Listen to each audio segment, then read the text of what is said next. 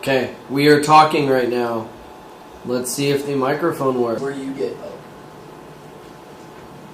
Ladies and gentlemen, students, faculty, and persons of all kinds, welcome to the Missouri Compromise! Hey! So at this point in time, you should probably, or you should have gotten a handout from me, your teacher, or one of your other teachers, or you downloaded it off the Google page, and it says Missouri Compromise at the top. You're going to follow along and fill in these notes as we go through. Please make sure that you pause the video if you think I'm talking too fast, and then you can stop and replay. And man, I'm really thirsty right now. So what is going on? First of all, ladies and gentlemen, it is 1820 in our country, and we've got a compromise. First of all, I want you to think of who is possibly the president in 1820. Possibly. I'll give you a hint. He put up a stop sign in the Atlantic Ocean. It's Monroe. And remember, he's got a feeling. Woo-hoo. The era of good feeling. Yeah. So, during this period of time, 1820, we have an issue. The balance between slave and free states is equal.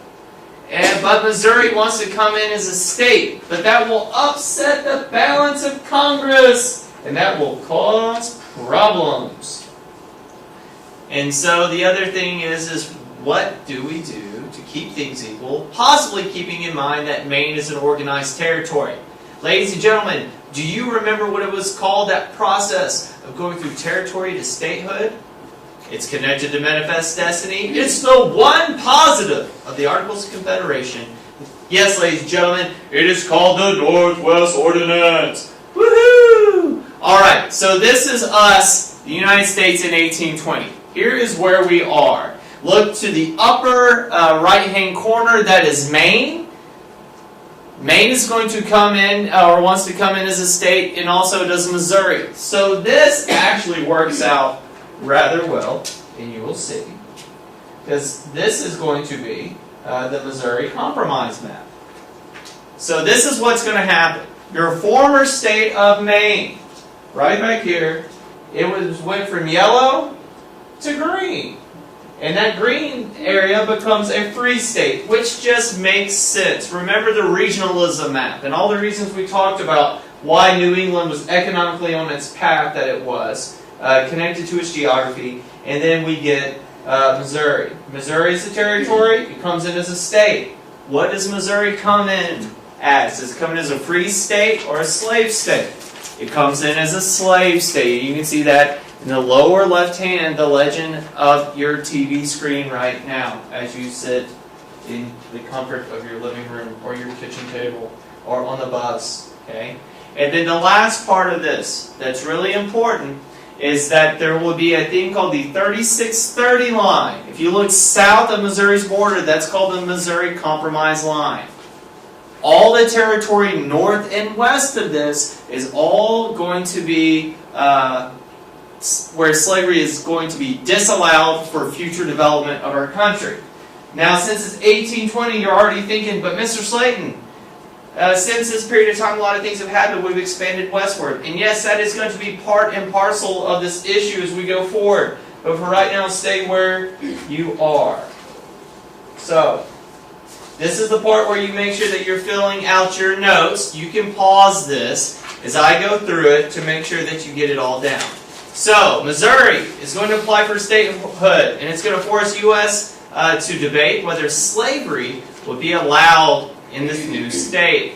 At this time, there are 11 states in the north and 11 states in the south. The balance of power in Congress was equal. This way, no one group, north or south, would have more power than the other, and this kept the country at peace. Pause now if you need to fill in your notes. I'm going to go forward though.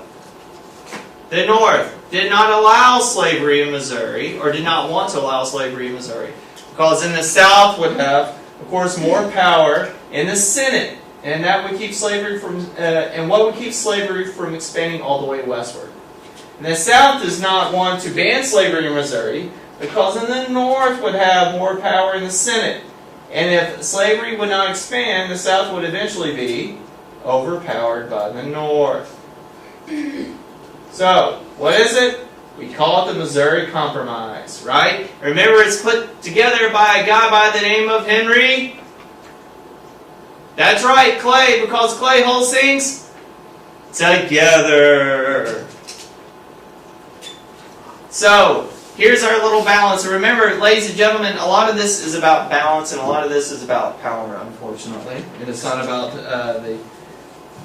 what is actually right or wrong in regards to all this. So it keeps Congress balanced so that not one group, North or South, has more control in Congress. So we see here we've got the Missouri Compromise balancing northern states to southern states.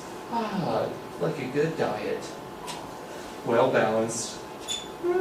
I like peas. Alright, the compromise allows Maine to enter the United States as a free state and Missouri to enter as a slave state. Everything stays equal in 12 free states and 12 slave states, and everyone's kind of happy? Maybe. Pause now if you need to, I'm going on. The compromise divides Louisiana Territory. In the North, no slavery is going to be allowed except for Missouri, and in the South, slavery was going to be permitted, but that was a very small section compared to what the North got at this time. Pause now if you need to. Although Missouri Compromise keeps the Union together, it really pleases no one. And John Quincy Adams writes this in his diary. The Union must be dissolved. Slavery is precisely the question on which it ought to break. For the present, however, the contest is laid to sleep. And ladies and gentlemen, that is where we're going to stop. And next, we'll probably end up talking about Nat Turner's Rebellion. Or maybe we'll talk about something else. Thank you very much.